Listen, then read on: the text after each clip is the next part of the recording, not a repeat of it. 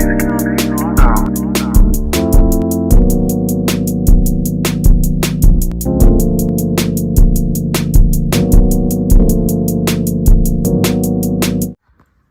right, folks, so got us a nice little motorhome that we're working on today.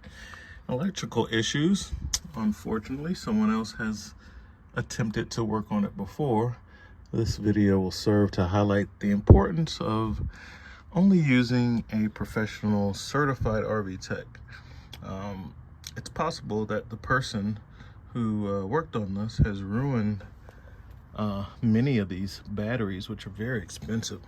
Everything is all the way dead, 0 volts, and the customer said his son tried to recharge the batteries, couldn't get them recharged. This unit has been plugged in for days.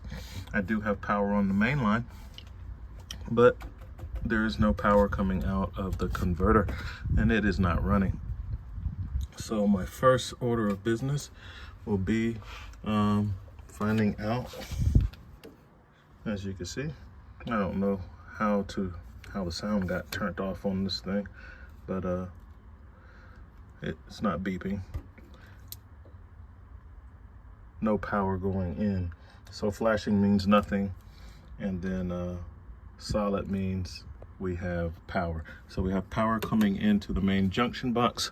So let's go take a look on the inside, see what we have. All right, folks, so we've made it inside and located the breaker box. This 30 amp breaker is for the inverter, which is also the converter. It's a combo unit.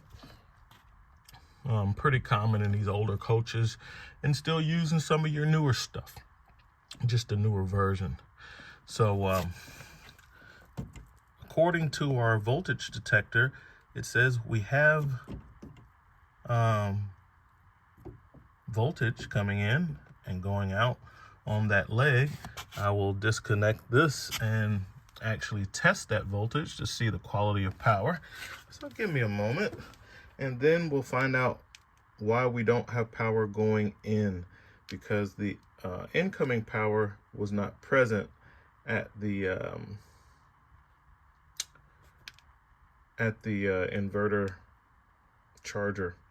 So just want to make sure what kind of voltage we have. As you can see, I have my diagnostic bag out. Once again, going to that Milwaukee. I found that, but because we have so many screws, I'll go ahead and take that out and put it into the drill itself. And then we're going to come here and get our magnetic pad for the screws that come out, and let's get this baby apart.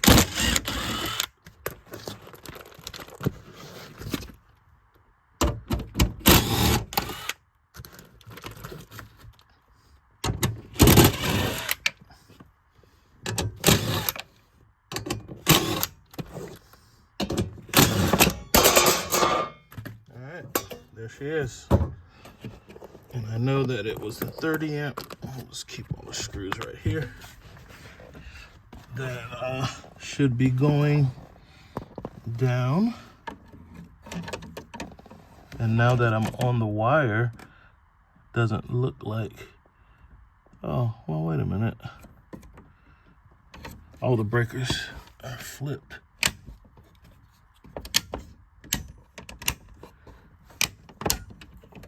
That was coming out. All the breakers were off. Yeah. Does no good to have the unit plugged in when the breakers are off. All right. So now that the breaker is on, let me go back outside and take a look. But while I'm in here, I'm gonna see what type of power I have. See if we're getting that nice 120 volts. I don't have a low voltage situation. I had a no voltage situation. Now let's make sure. So that's, and they probably don't know, you know, that, or whoever that you have to have the breakers on when you have it plugged up, or it's not doing anything. Now, the inverter is the converter, the charger, the primary job is to power the 12-volt systems. So right now, we should have 12-volt systems. Let's test that. Get you guys in here so you can see as well. So I'm clipped onto a ground, and we got a nice 120. Now I need to find neutral, and let's test it with the neutral bar and see if we still have that, because I have found issues like that. Okay, so it's important to test it from the ground and the neutral. You can save yourself a lot of trouble. So now that we know our inverter charger is powered up, we should be getting some charging going on. We should have some 12 volts. May have to find the battery disconnect and turn that on. Okay, so now I have I have power coming in to my inverter, which is also the charger, but the fan isn't on, and I have my meter connected. I have it in volts DC, and it's not working. So get back here. Nothing. All right, so sometimes these things are funny when they're on a graveyard dead battery. So I will disconnect this and connect my test battery to see if I can jump start the charger. Give me a second, guys. So this should be putting out about 13.6, 14 volts, and it's 0.8, which is probably a little more than the battery, but it's not charging. The fan's not on. These batteries are so dead. This should be wide open right now. So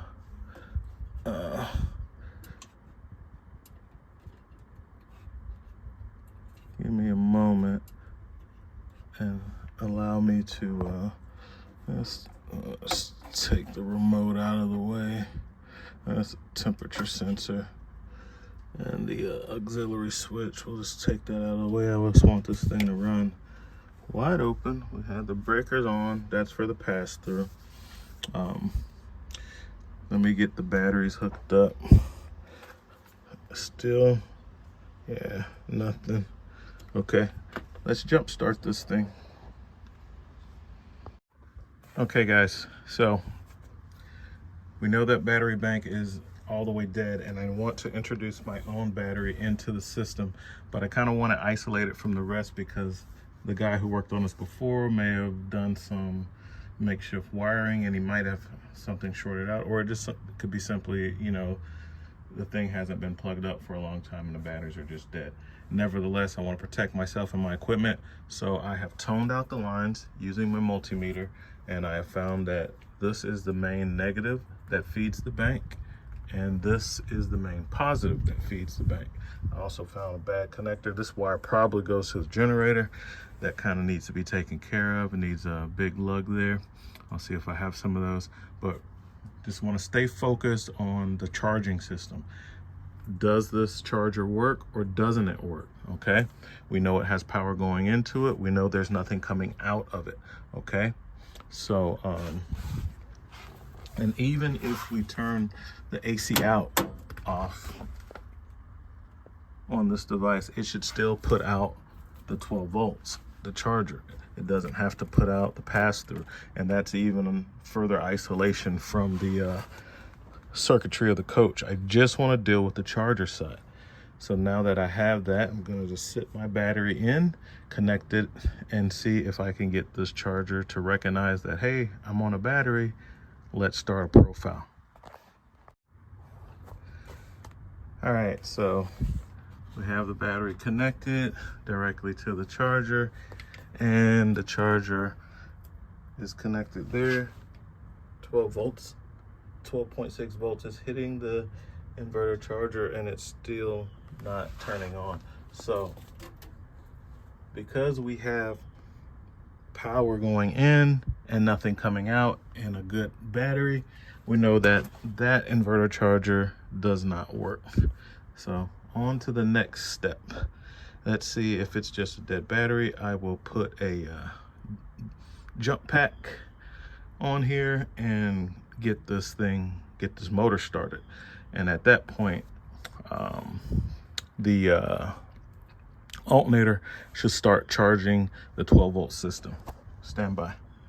All right, let's see if our NoCo Boost old school GB150 is able to jump start this big diesel motor here. It is a big one, and the batteries are all the way dead. So get my NoCo in position. I will have to put this in override mode because and it's two batteries in parallel, so heavy voltage drop all the way around. Let's get the negative connected, and we'll get the positive connected. NoCo doesn't even know it's connected to anything.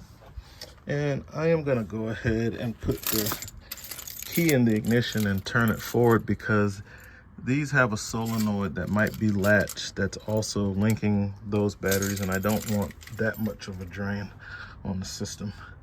So give me a moment to go put the key in the ignition.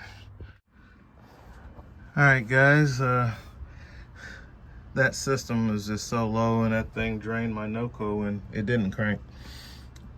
So much stuff is on, and those relays were latched. It just sucked down my NoCo in 3 minutes. The whole thing is dead.